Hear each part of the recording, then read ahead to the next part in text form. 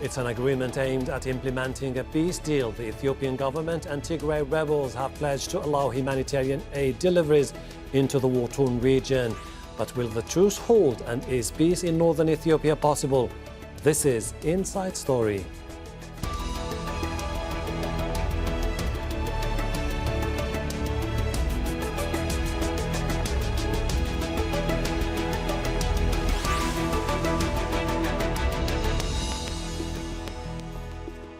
Hello and welcome to the program. I am Hashem. Ahelbarra. Ethiopia's government and rebels have agreed to allow immediate humanitarian access to Tigray and other regions in the north. The pledge signed in Nairobi is the latest step towards ending 2 years of conflict. It follows last week's talks on implementing a peace deal inked at the beginning of November. Northern Ethiopia is in the grip of a severe humanitarian crisis. The UN estimates 13 million people in the Tigray, Afar and Amhara regions urgently require food aid. The war has killed tens of thousands of people and forced millions from their homes. We have suffered untold misery over the last 2 years and still continue to suffer. The commitment we are making today is with the hope that expectations that our people's suffering will come to an end and soon. This is a very daunting task. We want to express our full commitment for bringing peace and stability to our people and country. Therefore, we will fully dedicate ourselves to implement the Pretoria Agreement and this declaration. The Tigray People's Liberation Front dominated Ethiopian politics for 2 decades until Abiy Ahmed came to power in 2018. In November 2020, the Prime Minister ordered a military operation against the group, accusing it of attacking military bases, something the TPLF denied. The rebels retaliated and the fighting intensified, spreading into the neighboring Afar and Amhara regions. Eritrean troops were also involved, backing Ethiopian soldiers. Several truces and temporary ceasefires were declared and collapsed during the nearly 2 years of conflict. The UN, Amnesty International and Human Rights Watch have accused both parties of atrocities and possible war crimes.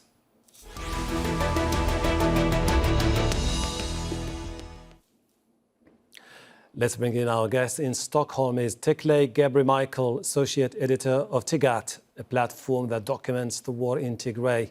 In London, Martin Plaut, Senior Research Fellow at the Institute of Commonwealth Studies. And in Birmingham is Bizuneh Getachew Yimenu, Teaching Fellow at the University of Birmingham. Welcome to the program.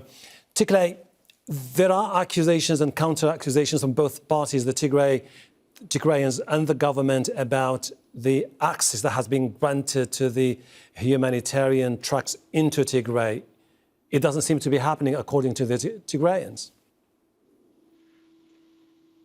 Well, what we know is that the Tigrayans were in very, very uncertain terms told in South Africa that if they didn't sign the deal, humanitarian aid would be continued to be withheld as it had been for the past 2 years. Essentially, the Ethiopian regime and the Eritrean regime joined hands and used starvation as a weapon of war, and that was held against them, against the Tigrayan representatives in South Africa. The reason now we have come to learn they were forced to sign the deal was because they were told by the observers, by the facilitators, the AU and the Americans, that if they didn't sign the deal, starvation would continue to be used as a weapon of war. So that's what happened. And they signed because they wanted aid to get into starving people. People are dying from starvation. From multiple reports, we have been able to understand that there is immense suffering in Tigray. But even though they signed under that enormous pressure, we know that aid hasn't got into Tigray until today. So nothing had changed in terms of actually aid getting to Tigray, even though the very reason that Tigrayan representatives signed the deal that is otherwise extremely unfavorable to Tigray was to make sure that aid got into Tigray. But it's extraordinary that the AU and the Americans and the other people who facilitated the deal would really use the withholding of aid as a bargaining chip. So that's where we are. Okay, Martin, it seems that the idea of starting with the humanitarian aspect of the agreement is to build trust and confidence between the two warring sides. But after 2 years of blockade and starvation, the WHO chief is saying that many people are dying from treatable diseases and many are dying from starvation. Is this an indication that the agreement itself remains fragile? Well, I think until the aid actually begins to flow, and we have no indication yet that it is flowing, then certainly it will remain fragile because, as Teklay has just made clear, this is one of the main reasons that the Tigrayans signed. But we have to see some kind of proof. And that's why it's important that not only the aid goes in, but we should have some independent journalists going in as well, who can then report from the ground and say, this is what is happening. Bizuneh, why is it that on one hand you get a sense from Addis Ababa that they have made major gains in the agreement, but at the same time they seem to be extremely cautious, careful when it comes to channeling aid and allowing aid into Tigray? What is happening? Yeah, I think both parties have gained a lot from signing the peace deal. The war has been devastating and millions of people were starving because of the conflict. And this conflict should get solution in one way or the other. And they finally agreed to resolve the issue peacefully, which is a huge achievement in the continent by just looking at the deal, even if its implementation is crucial. But on the other side, in terms of delivering aid, the government reported that the aid started flowing to the region. However, there are parts that are still under the TPLF control, and the disarming and demobilization and the reintegration has not been completed. The two groups, military leader, signed the detailed procedure of disarming and reintegration only 2 days ago. And I think it is very early to evaluate the amount of the flow of aid. But we need to also remember that there are a lot of issues, and convincing each soldiers and passing down the command needs some time, even from the TPLF, considering that they are feeling the deal was bad from their perspective. This may need some days to convince. Okay. And one of the negotiators, Getachew Yimenu, only back to Mekelle today. And I think it's too early to flag that there is a problem or that the deal has not delivered anything. Hopefully, they need to work a lot in order to deliver what the agreement says. Teklay, the Tigrayans had a set of conditions in the past about starting political talks with Addis Ababa. They seem to have decided to abandon most of those demands for the sake of having aid trickling into their own areas. Does it really explain the fact that the Tigrayans were willing to go for those massive setbacks when it comes to signing this agreement just for the sake of humanitarian catastrophe on the ground?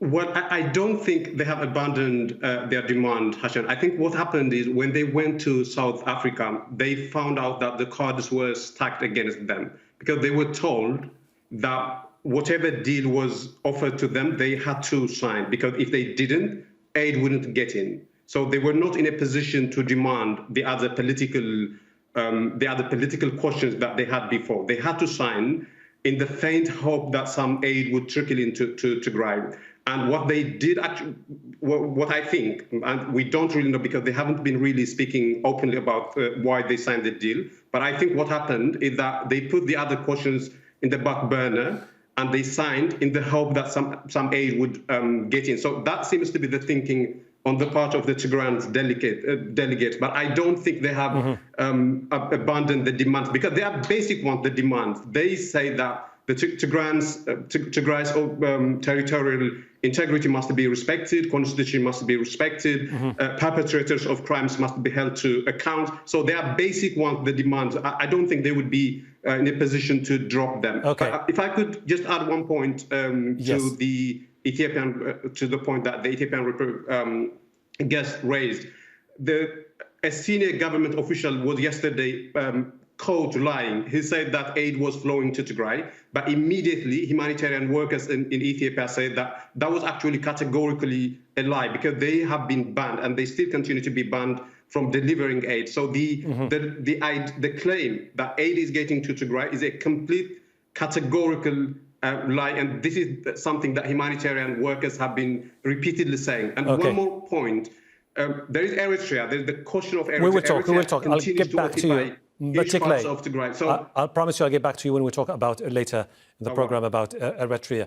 Martin, you have two narratives here. You have the Tigrayans who say, no, we've managed to secure what we wanted, although the diaspora is talking about an act of humiliation. You have the Addis Ababa, on the other hand, which says, as long as we manage to secure an agreement that does not talk about the Tigrayan government, does not refer to the 2020 election in Tigray, and talks about the need to integrate the Tigrayans into the Ethiopian military establishment, that's a massive political gain for Abiy Ahmed. I agree with you. I think it was for the Tigrayans to give up on the election which they held, which was frankly just as accurate and fair as the Ethiopian election, which took place later, which was so rigged that the European Union refused to send monitors to it. But there's one thing that is really important.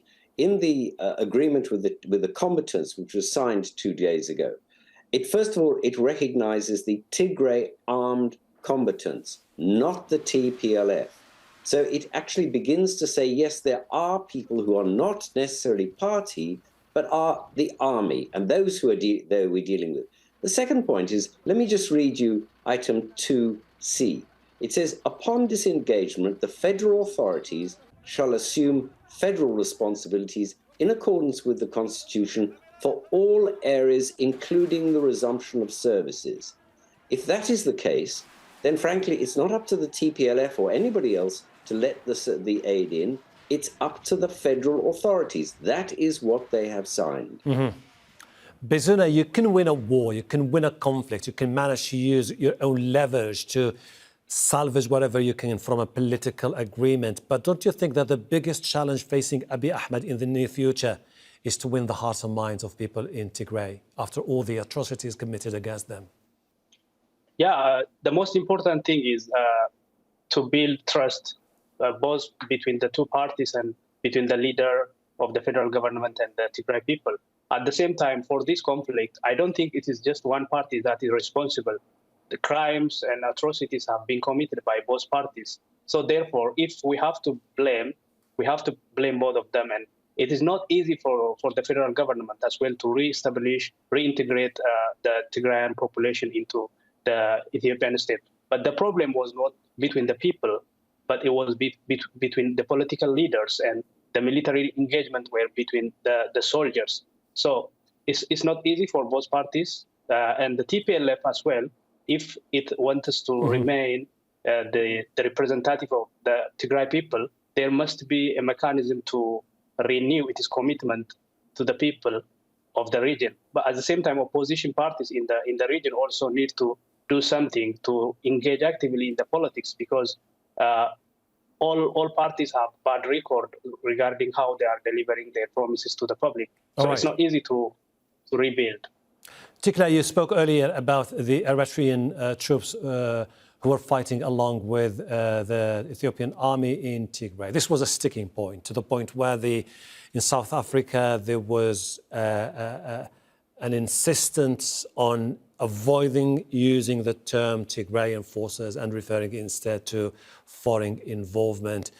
Where does it leave the Tigrayan in the future when it comes to dealing with Eritrean troops?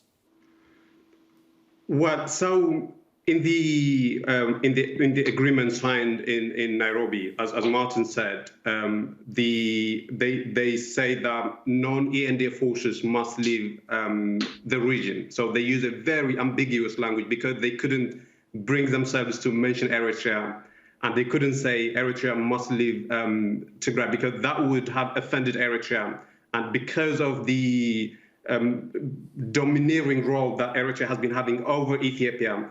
Ethiopia is now not in a position to assert itself over Eritrea. So they are in a bit of a pickle, Ethiopia, when it comes to Eritrea. But where that is lived Tigray, I think the one demand that Tigrayans would say would be for Ethiopia to openly say that Eritrea should leave Tigray, and that if it's refused, the Tigray forces would be in a position to deal with Eritrea alone. That would be the position of the Tigrayans. But one point that the Ethiopian guest said, if I could mention, he said that all parties have committed crimes. Now, to a degree, that is true, but the crimes committed by the Ethiopian and Eritrean forces are materially and qualitatively different, even according to the UN report. And the UN has been, on the whole, sympathetic to Ethiopia. But even according to the UN report, the report says that Ethiopian and Eritrean forces have committed crimes against humanity and war crimes, whereas nothing of the sort has been committed by Tigrayan forces. So to say that all parties have committed crimes is wrong. There's a huge difference to the type and degree of crimes committed. One final point, in terms of the Abiy regime and the Tigrayan people, I think too much water has passed under the bridge. I don't think there is any way that the two parties could reconcile and come to one side. I think the only way is how do they go their own ways. I think to the extent that there needs to be a discussion, it's about how should the separation be made in a peaceful manner. Okay. I don't think there is an opportunity for them to reconcile. Martin, if we are to talk about how to move forward as far as the agreement is concerned, now let's talk about the mechanisms of monitoring and verification, which are going to be solely under the responsibility of small units under the umbrella of the African Union. Is it going to work? Does it hold any sort of legitimacy, any political weight? I mean, it has legitimacy. The problem is it's so small, it's going to be extremely difficult to see how this works. And I think they're going to have to rely a lot on satellite evidence, which the United Nations certainly has, and I presume is making available to both sides so that they can see what's going on. But I mean, the point really is not only the removal of the Eritreans from Tigray, but if you look at the other bit of the agreement, it says disarmament of heavy weapons will be done concurrently with the withdrawal of foreign and non-Ethiopian national defense forces from the region. That would suggest that both the Eritreans must leave and the Amhara and Fano forces must also leave from Western Tigray, because if everything's going to be done by the Constitution, then Western Tigray is part of Tigray. That's what the Constitution says right now. That's what must be required. So how is that going to be achieved? Very, very difficult to see how that's done and very difficult to monitor. Bizuneh, are we likely to see a Prime Minister of Ethiopia saying that it's about time not only to, as you've been talking earlier, about the need to set aside those differences and move forward, but to recognize the fact that there's been something terribly wrong over the last 2 years? To address it, we have to say we made mistakes and we have to acknowledge that the Tigrayans won't accept anything less than something like an autonomy, the need for themselves to own their own fate. Let me start from the autonomy point of view. I don't think there is autonomy demand clearly presented by the Tigray representing group who negotiated in Pretoria and Nairobi as well. The most important thing here is how to go forward. One of the panelists, Ethiopian panelists, mentioned that huge part of crime were committed by the federal government, soldiers, etc. But I don't think, unless a proper examination is conducted by an independent body, it is very difficult and destructive to pass judgment. You know, this magnitude has been committed by that. By the way, on that particular, just for the sake of our viewers, the US said that 500,000 people were killed in the conflict. The Europeans' top Foreign envoy Joseph Borrell said that 100,000 of people were killed. A United Nations-backed investigation commission accused all sides of committing abuses, atrocity, but also accused the government in Addis Ababa of using starvation as a weapon of war. And they also accused the Eritrean army of committing atrocities against people in Tigray. Just for the sake of the record. Go ahead. Yeah. Thank you very much for bringing this to attention. The whole point about autonomy is, so the argument is that let's go back to pre-war scenario and let's respect the constitution. So we know what pre-war scenario was in terms of geography, in terms of territorial consent, territorial contests. So the TPLF will continue as a legitimate political party, considering that it will be delisted from terrorist list, and it will start engaging like any other political party. So pre-war scenario was there was no regionally conducted election, because conducting election is only federal mandate according to the constitution. So the whole point is going back before what was happened and then re-engage in a formal way.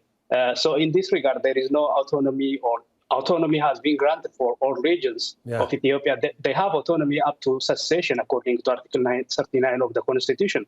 So if the Tigray people want that, they can present through following constitutional procedure. And I don't think that's an issue at this point. The issue is trying to re-engage and reintegrate the region into Ethiopia. I have other issues to discuss with you, and I appreciate if you can give me some very short answers, if you don't mind. Let me start with Teklay. Do you think it's about time for the TPLF itself to reinvent itself? Because in a way or another, they started with an adventure and it's backfiring on them massively. Well, yeah, I mean, it's true that the TPLF needs a lot of reinvention on itself. I think it has to bring itself to modern times. I think it has to be more inclusive in Tigray. I think it has to start working with opposition parties in Tigray. But in terms of the demands that it has been making as far as the war is concerned, I don't think there is anything that the TPLF could have done, because they are making very simple demands, which is that whatever happens in Tigray, what kind of government gets elected in Tigray is entirely up to the people of Tigray. And the federal regime doesn't have any mandate coming to Tigray and making change and forcing people to elect one party or another. So yes, it must reinvent itself, but not as far as its dealings with Ethiopia is concerned. Martin, you would have thought, everybody would have thought that the EU and the Americans would, with the leverage they have, would be signatories of the agreement, or at least would have a say. It doesn't seem to be the case, leaving the EU itself as the sole guarantor of the whatever happens in the future. Is it a good idea? Oh, you're absolutely right. I mean, but then don't forget the UN and the EU and the US were not signatories. They witnessed what happened. They were not signatories. And really what we need to see now is a place in which Tigray can feel itself comfortable and secure within Ethiopia. It's then up to them, as the colleague from Addis was putting it, to use the constitution, if that is what they want, to seek separation, if they want it, under Article 39. But, it really needs a lot of goodwill on both sides. Otherwise, it's not going to happen. Bizuneh, when you look at the very heart of the agreement, cessation of hostilities, restoration of humanitarian aid, re-establishment of federal authority over the Tigray, and the disarming of the TPLF fighters, there is absolutely no way this is going to happen today, tomorrow, or even in the near future. This explains why many people are really cautious about this agreement. Is this the same consensus in Addis Ababa? No, I don't think narrating this something as impossible is not correct, because this is something possible. Nobody assumed that they would reach such agreement in 6-7 days negotiation, but it happened, and the progress is well. And in Kenya, they also signed agreement regarding how to implement. So it is possible to solve these conflicts peacefully. And some of the services, for example, banking has resumed in some parts, according to government report, about seven areas in Tigray where the federal government controlled. So step-by-step procedure, but it should be fast and supported. All international actors should support the process. Bizuneh Getachew Yimenu, Martin Plaut, Teklay Gebremichael. I really appreciate your insight. Looking forward to talking to you in the future. And thank you too for watching. You can see the program again anytime by visiting our website, aljazeera.com, for further discussion. Go to our Facebook page, that's facebook.com/AJ Inside Story. You can also join the conversation on Twitter. Our handle is @AJ Inside Story. From me, Hashem, Ahelbarra, and the entire team here in Doha. Bye for now.